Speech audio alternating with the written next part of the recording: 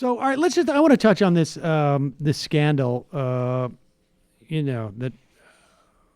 I don't know. I have mixed feelings about it. I mean, I don't want to sound jaded, but there were 50 indictments the FBI presented that involved. I mean, it's a fascinating story, and it is indicative of a real ill in our society that we talked about a little bit with Rutger Bregman about what inequality does in terms of like driving everyone insane and creating massive discontent across the board. You had 40 some odd parents who apparently have been indicted for paying what appears to be some type of network of people who would go out and, according to the perpetrator, find a guaranteed side door into the admissions process of colleges. You don't get the back door, which is, I'm going to donate a library or something to that effect, but a guaranteed admission, which is basically, we're going to do stuff like pay off the crew coach to say that he wants to recruit these people for crew, and then they'll never be on the crew team. Or we're going to Photoshop pictures of my child playing water polo as part of a cover story as to why they should get in. We're going to bribe people. The media is making this about Hollywood because apparently there are two actresses involved too. There was also a top hedge funder, this guy Bill McGlashan, who was an investor at the private equity firm TPG.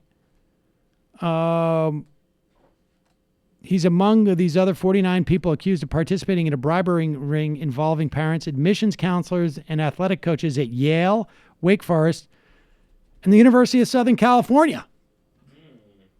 You needed to bribe to get your kids into the University of Southern California. Not to sound like a snobby. I'm going to be a total snob here, but like, is it really that hard to get into USC given all the advantages that you people have had in life? You want a guarantee. You want a guarantee. Look, if you came from a poor family and you got into USC, huge accomplishment. But if you come from a family like this and you need to pull some type of hustle to get into USC, get the fuck Well, it's outta ridiculous here. because I read one of the parents was like, we don't want them to get into Arizona State. And it's like, just go to Arizona State. How about just don't go to school? You're fine. You could literally do nothing. Just drive. You're going to inherit money. It's like until Bernie's He apparently signed off on plans to doctor a photo that would make McGlashan's son look like a football recruit. And apparently they had people take fake tests for them. They had a whole system where they would set up where, like, if you had to take the SATs or something, you'd need a special, like, oh, he's got a doctor's appointment or he's got some problem. So they would do like a separate one. They'd have proctors of the I just test. saw in one of the emails, one of the actresses, I forget which one, she wrote to the person that they were coordinating this with, like, Rutrow, the high school wants to use their own proctor. Like, why do you want to go to college in the first place? Like, what do you think you're going to do when you get there? You're going to pay someone to write all your papers for you? Sure. Well, they're going to party. Well, that's actually Yes. a really good point because a lot of these kids buy their way into Ivy League schools, and guess what? They graduate just fine. Exactly. Yeah. Oh, it makes me so but mad. here's the thing. There was a quote from the I mean, Kushner did this all legally because his dad was seriously loaded. Here's the point. There was a It's quote. working, and it's very exciting. There's a quote from the U.S. attorney who I think was part of the announcement of these indictments. And he said, we're not talking about donating a building. We're talking about fraud. Now, here's the problem, right? Like, this is why I think this story is revealing in some respects, but it's also akin to saying we're going to focus on Bernie Madoff instead of all of the things that nearly brought down the entire economy and lost millions of people's their jobs and millions of people their homes under the mortgage crisis. I mean, there is a problem with higher education being so out of reach for people without going seriously into debt, with essentially some type of filter that ranges from that tuition through donating a building. And donating a building and getting your kid in is legal, but it seems to be even far more corrosive than even what we've seen here. I mean, people are talking about, like, I feel bad for the kids because they've been taught to steal and lie, as opposed to you could buy a building and get in. Yeah. That merit is a function of how wealthy your parents are, that your merit is a function, statistically speaking, of the zip code that you've been born in. And the idea that this is not a bad value to be teaching kids, or that to be unleashing in society, or to have a U.S. attorney say, like, we're talking about something bad here, not like donating a building and getting your kid in. No, This is a problem. Like, oh, it's not the problem that rich people can buy their kids' way into school. It's that they did it in this one very illegal way. Possibly because, when multiple generations of rich people buy their way into school and pay people to do their work for them, eventually they're not even smart enough to pull off the scam. So it's reached a decadent period.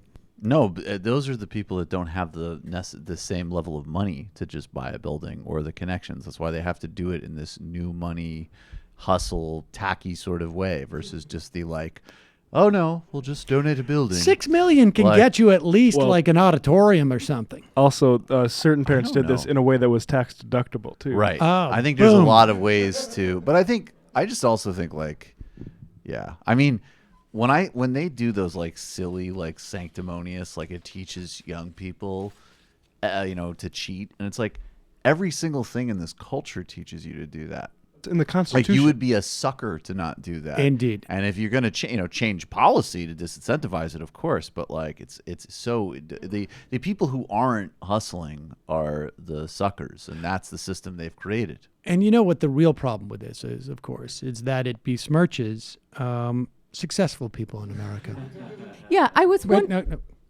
Scandal, millions of dollars paid to bribe to college coaches, school officials, administrators. Actor Felicity Huffman was released on $250,000 bond. Actor Lori Loughlin's husband will be released on a $1 million bond. Liz Peek with us now. I said before, I'm tired of moral lectures from the elites, and this makes things worse. Harvey Weinstein and now college admissions, right? Hollywood, it is. generally. I kind of Pause agree. it for a second. Wait, what? This is a moral lecture from the elites that you shouldn't be tissing the millionaires who buy their way into colleges. And then she says, yeah, this is a problem with Hollywood, just like Weinstein. I mean, they've got to get better writers or something over there. I kind of agree. Unfortunately, this is not just Hollywood. It's wealthy people all across America. And I think what's so offensive about this it's is... unfortunate it's not just Hollywood, because then we could write it off as a liberal thing. This is going to actually require just a little bit of imagination on our part. Go back to It's wealthy people all across America. And I think what's so offensive about this is, first of all, one of the tragedies is the kids. The kids are being basically taught from their parents that this is the way to get ahead in life, to cheat and steal. Secondly, already we have Alexandria Ocasio-Cortez out there saying, just another example about how the wealthy and powerful in our country are not playing on the same field as everybody else. She already has. And this is going to become another cudgel with basically beating up successful Americans. I think, though, the real tragedy here is that the kids involved in this, who apparently did not know what was going on, are shamed. They're probably going to lose their spots in school. And obviously, we don't have to feel too sorry for them because they're all rich and famous.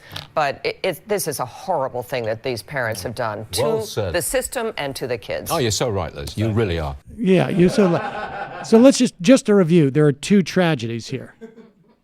One is that the kids of these 39 adults, are embarrassed, and they're going to have to live with this. Although a couple of them knew about it, but the ones who didn't, which is tragic. But that's the main tragedy. The other tragedy, of course, is the kids who don't get in, and that it indicates there's a deep rot in our in this so-called meritocracy. Oh wait, no, I'm sorry, that's not the second tragedy. The tragedy is that someone's pointing out that there's a deep rot in our that AOC has a talking point. That AOC has a talking point. That there is a deep rot in our society. Those are the two tragedies. Incidentally, they were taking other people's place. And incidentally, this is just sort of the part of the corruption that sticks out from the, its little peak out of the water. On the whole other low end of it, there's the whole test prep industry too. Like exactly every single step of the way, this is a loaded legacy mission, which literally is feudalistic, all the way through the criminal conspiracy of this, which is kind of hilarious, and Coen Brothers, but all the way through just the things that we take for granted. Like, I know it at a lot of elite colleges. Like, I talked to somebody once who was like, look, a third of the kids have different rules so they can take tests at different time and get extra. Like, everybody's got a psychiatrist note. Everybody has a this and a that. Everybody gets paid. Everybody has tutoring. I mean, it's a whole game that reflects all of our other social pathologies.